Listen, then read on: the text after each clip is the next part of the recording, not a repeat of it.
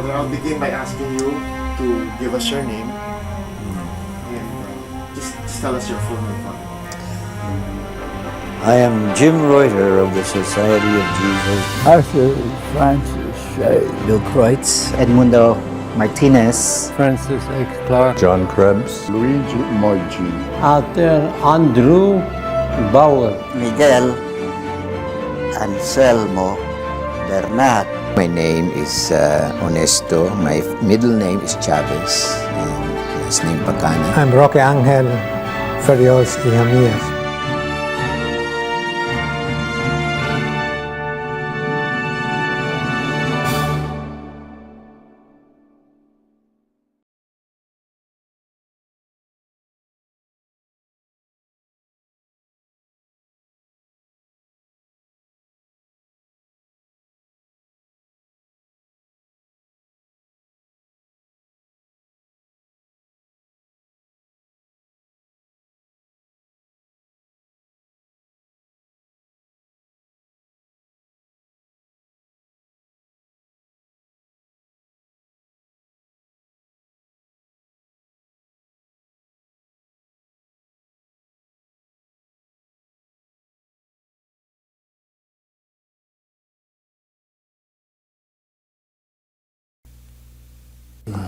Father, we begin with a brief background about yourself. So perhaps you can give us your name, your country of origin, the year you entered the society, and the year you arrived here in the Philippines.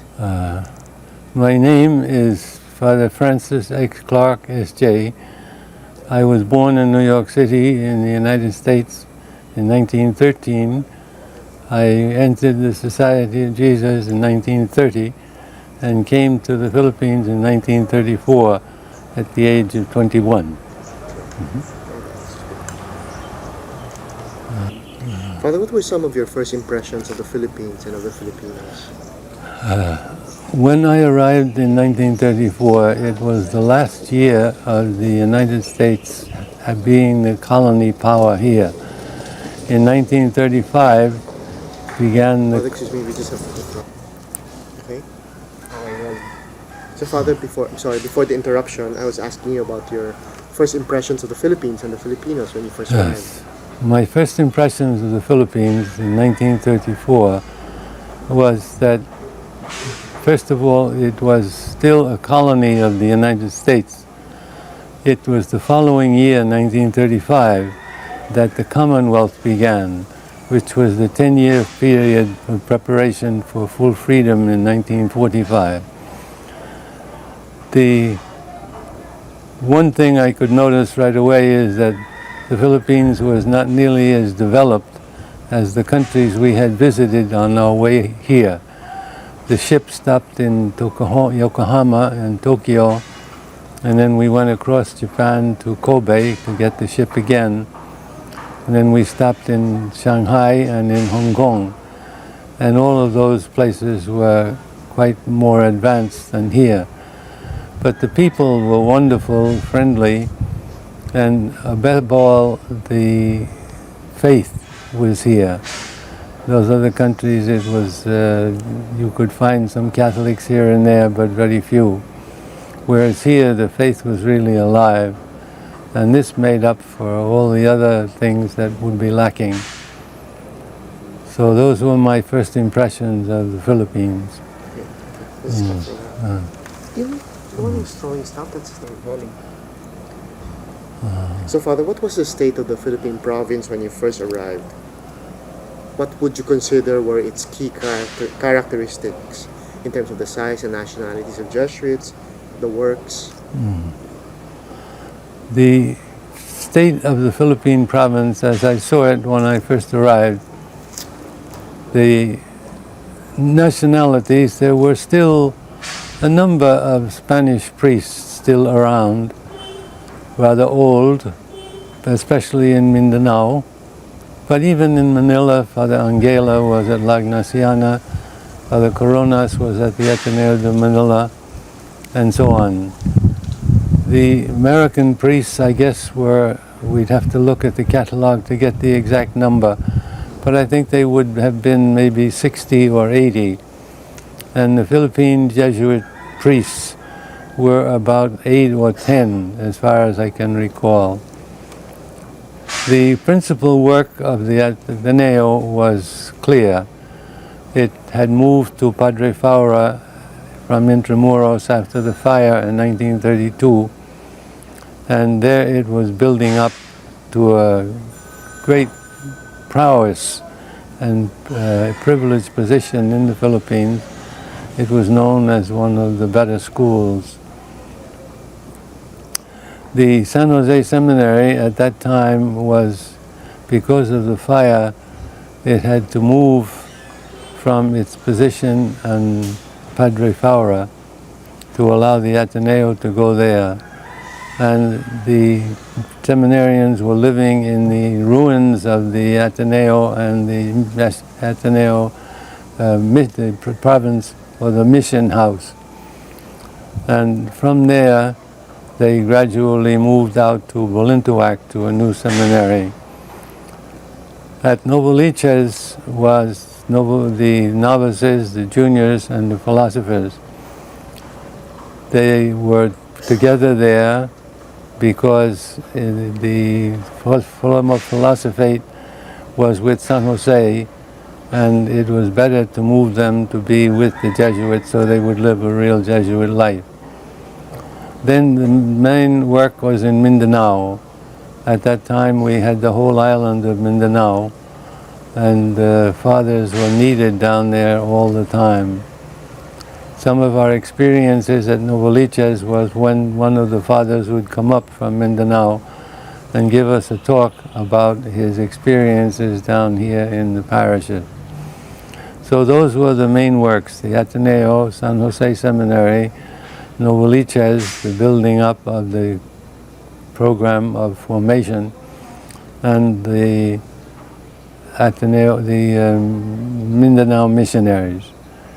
At that time we had no schools in Mindanao. The Ateneo de Zamboanga was a grade school, but in 1932 it had turned to be a high school. But the Ateneo de Cagayan had not begun yet. It was only 1934 that it began. And Naga was 40, and out of the San Pablo was also just before the war and after the war. So those were the main works that...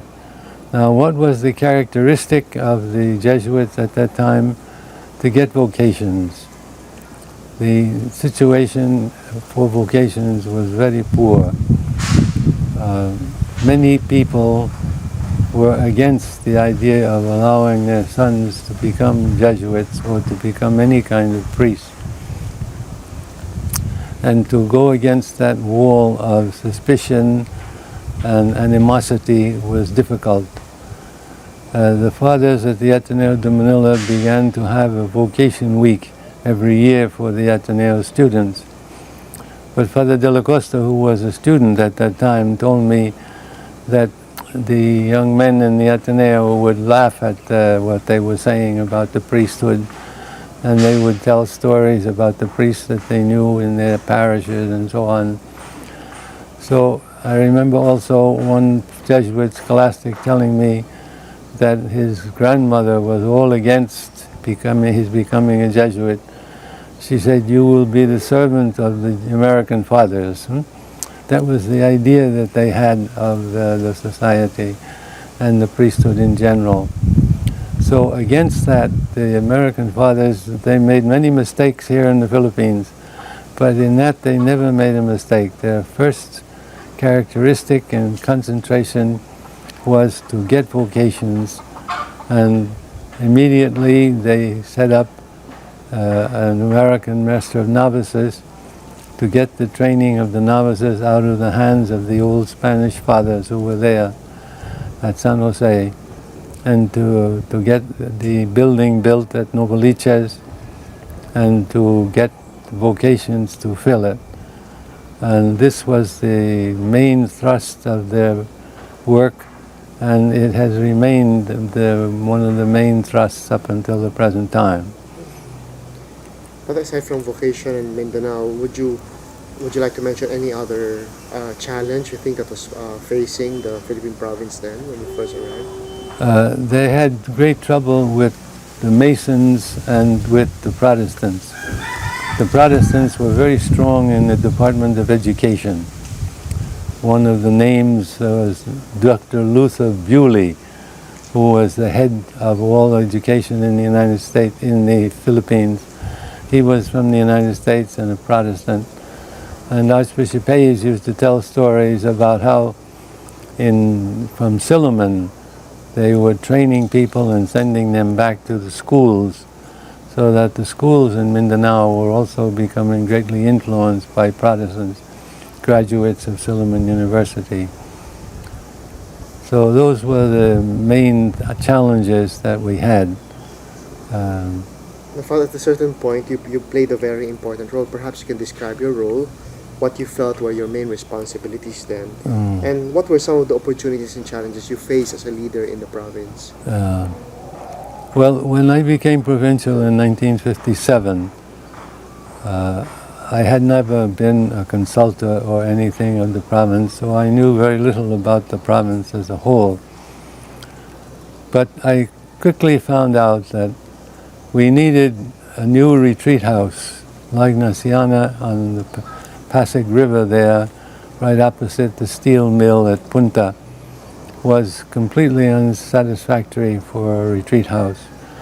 It was noisy, it was hot, the building was badly oriented, and the life there was very hard for people who wanted to make a retreat. So one of the first things we did was to try to get a new site for the retreat house, and that was when we were given the property in Angono. And we moved out there and built a new building for the retreat movement. Then later on in Cebu, we were able to start another retreat house when we were leaving Cebu. When we first went there, we told the Archbishop Rosales that we would experiment with having the philosophate in Cebu.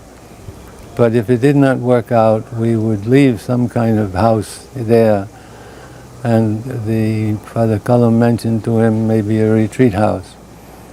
So at the end, there was still no retreat house available, and we began one with the leftovers from Berkman's College and Gorodo Avenue there in Cebu.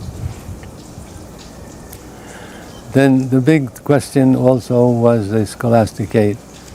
We had been talking about a new place for the philosophers and theologians to live for 35 years, and we had moved 11 times to Novaliches several times, to Baguio, to Cebu, and we never were able to get a solution to the problem.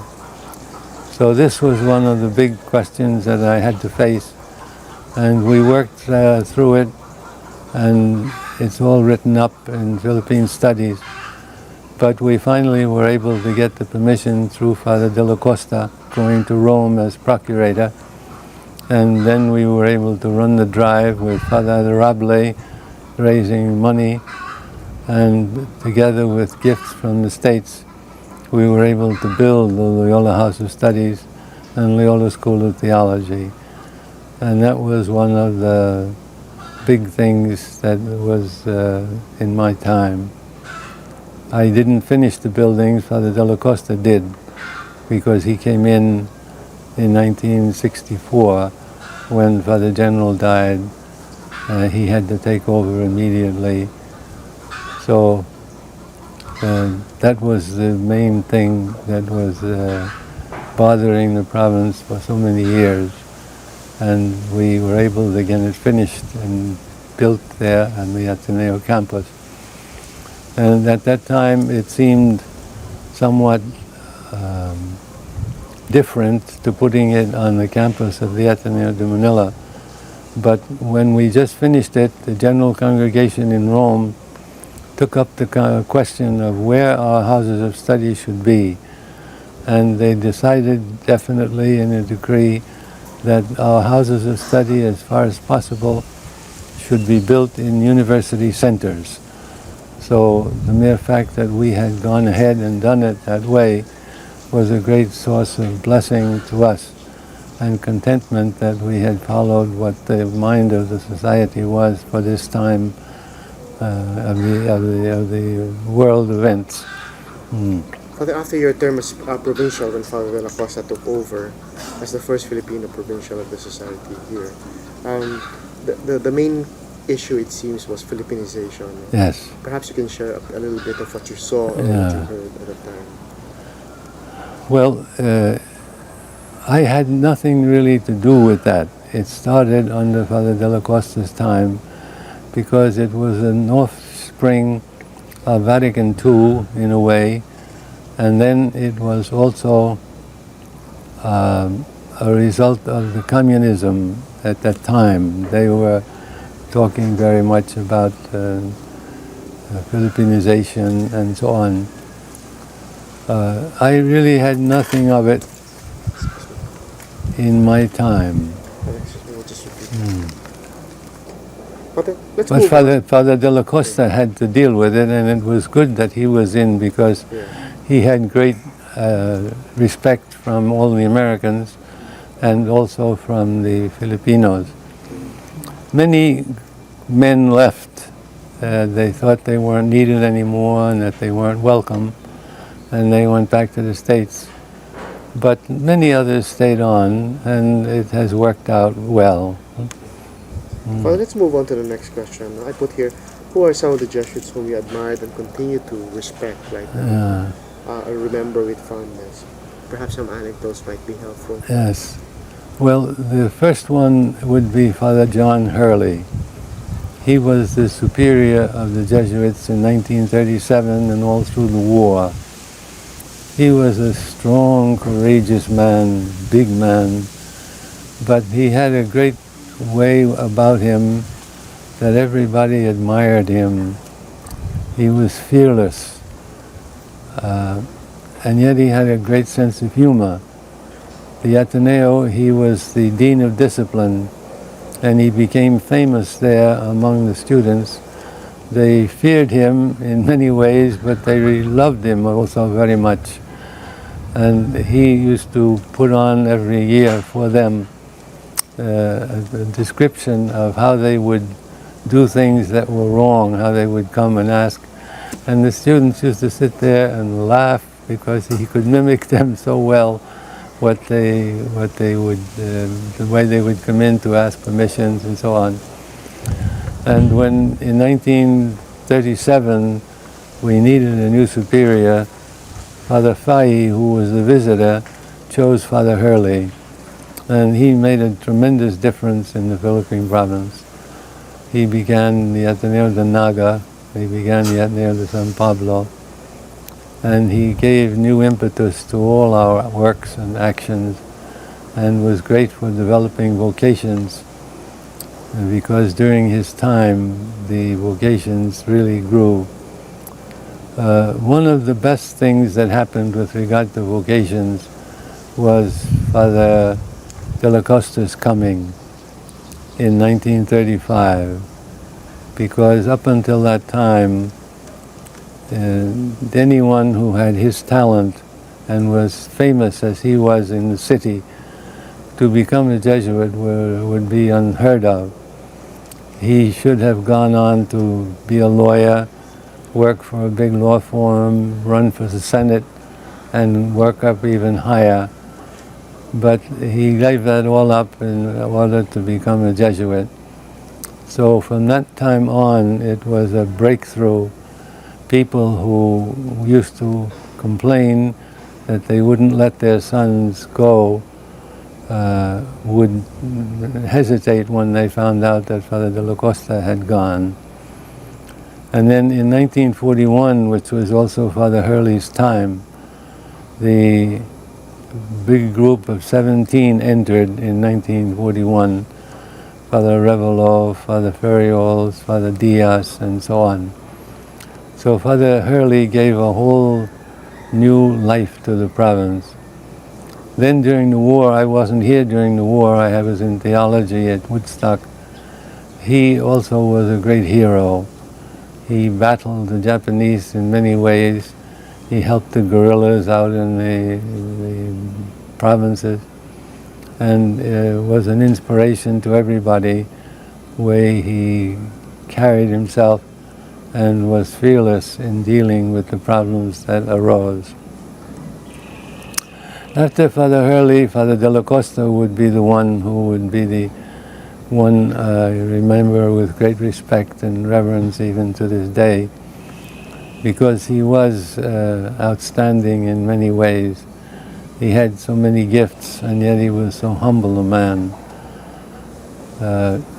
He could write a book published by Harvard University Press with all the footnotes and scientific equipment, and at the same time he would be able to write radio plays that were put on TV, on the radio in those days, and people all over the Philippines used to listen to them on Sunday night when they would have this Catholic hour. And he would have a character, the title of the Cuentong Cochero, and this one character who was a cochero would just give his opinions on different things and giving the Catholic viewpoint. So he was remarkable in all his ways. Father Teddy Arvizu, I remember with great respect, because he was a boy in high school, in college, when I was a regent at the Ateneo de Manila, 37, 38. And I can remember when we would have this mass for the students every morning, that Teddy Arvizu would always stay behind a little bit longer after the others had gone, praying there very quietly by himself. And then what he did, fighting his parents in order to get permission to become a Jesuit, and how they persuaded him again and again to leave, how he finally had to leave because he had to go to the army, and now he came out and got sick and then entered again. His life was so filled with drama and sacrifice. I knew him later on when he was a regent, and when he went to theology in the States, and he came back after an operation he had on his brain, and there he had to learn again how to speak. And he was so remarkable to see him trying to learn again the words that he knew so easily before. He was a good actor in the plays of the Ateneo and so on. Then Father Eusebio Salvador was the first superior of the Jesuits, and named to be a Jesuit superior. He's in Zamboanga. He was a superior of the Jesuits, all in the missions there in Zamboanga district. And he was my superior for 2 years when I was a regent in Zamboanga. And I found him a very excellent man. And he later became the rector of the Ateneo de San Pablo and then rector of the Ateneo de Naga. Talking about brothers, my recollections go back with great respect to Brother Dio. He lived at the Provincial's residence for maybe 35 years, and he used to handle so many details for the Provincial and getting things done for the fathers in Mindanao and so on. And he was always so generous and so filled with stories and able to entertain people in a way which you couldn't expect normally from a brother. Father Savini was also a great man. His family was very devoted to him and raised money benefits for him. The chapel here at the Ateneo de Cagayan, the big rec room at the Ateneo, at the Loyola House of Studies. You see their names in many places for the good that they did. He suffered very much. He was hit by a shell during the war. He had become a chaplain, and then he was going to say Mass one day at Carmel in New Manila, when the shell came through the air and hit him and knocked his leg off. So from then on, he had to walk with a wooden leg. But he became rector of the Ateneo de Cagayan here, and then he went to the grade school and acted there as a chaplain for the grade school students, and they loved him. Then he had a big stroke, and they had to send him back to the States to get training and convalescence at the Army hospital. He could get it for free there because he was a veteran. And then he came back after a year and then died of a heart attack just the day after St. Francis Xavier. He was a great man too. So those are some of the men whom I remember with great fondness. And Father, how do you think can our history help us to understand our present and our future mission here in the country? What are some of the lessons we can glean from our history, Father? I think the most important lesson that I would suggest is that we do not skimp on our training. That there's something about the Jesuit training which makes us what we are. I can recall how the men whom we trained, Father de la Costa, others who came back from their special studies, made a profound impression everywhere because they knew what they were talking about. They had a degree from a big university in the States. And not only that, but the training that they had had all through the years. The danger is if we try to skimp on our training. The New York Province paid for all our training overseas, and from 1945 up until 1963, when the Philippine Province took over its own special studies program, and also for sending people for theology abroad. But at times we had sometimes 50 men from the Philippines who were studying overseas, and the New York Province paid for all of that. And the idea is that training is long, it's expensive, but it produces results. And if we try to cut back on the training, then we cannot expect to have the men that will be needed for the works. The first thing you need is a man, then the work follows. But if you don't have the men, the work doesn't follow. So I would think from my experience and from seeing the results of what has been done here in the Philippines, that the training of our men is so important, and not only for those who go to special studies, but even for everybody who has any work, that we are allowed to develop in it and to get to a certain excellence in it. This is something that people notice right away, and it gives the man himself some confidence, and in the long run it pays off.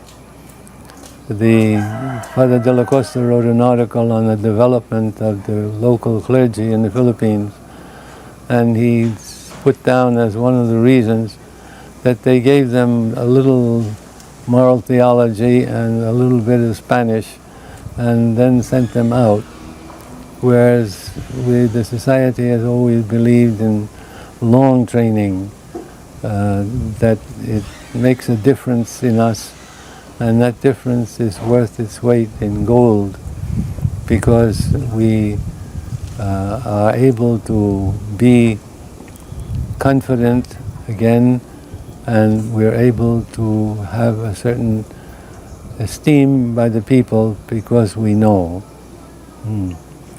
Father, what about in terms of mission or ministry? Is there anything you think that in your opinion is maybe more important than the others, given the context of our history? Yeah.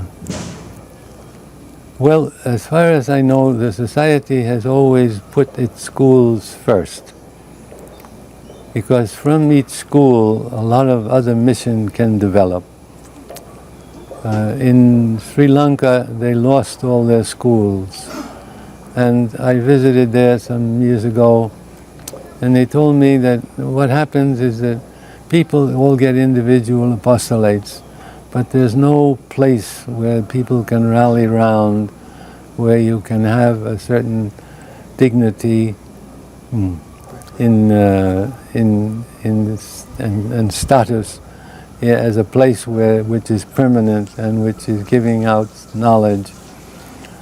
So, but in addition, one of the great things that's happened in this province is the social work. This is also very important, but it can work much better from schools. If the school is functioning well, it can have people who can work with. Father Hogan got a lot of his helpers from the Ateneo, boys whom he had taught in high school and sympathized with him. And in the other way also, you get professors who can help. Because just to go into the slums and try to help them without any experts in sociology or anthropology and economics to help, there's not much effect. So in that way, I think the social work is not, the enemy is not the school, but the work together with the schools can be something that will help very much. We'll just cut here for a while and change the tape, Father, before I ask you my final question. So, Father, my final question is, what would you consider as one or some of the essential elements of being Jesuit here in the Philippines, in the light of everything that we've talked about? My answer to that question about what would be an essential element in our formation, in our work, would be a love of the exercises. The spiritual exercises are the basis of all our work, plus the fact of the Jesuit history. A book like, for instance, The First Jesuits by Father O'Malley gives what happened when the Jesuits first applied the exercises to daily life, working in the church. The idea came out then what the basis of everything is the spiritual exercises, but applied to becoming what Rupe used to call our way of proceeding. The parts of the exercises like what shall I do for Christ, the kingdom, the two standards, the 3 degrees of humility, the 3 classes of men, the passion and the death and resurrection of Jesus, the contemplation for obtaining love. That I have been at hundreds of consultations in the society, and very often these principles come up where we're making decisions. Someone will say, well, this is the kingdom.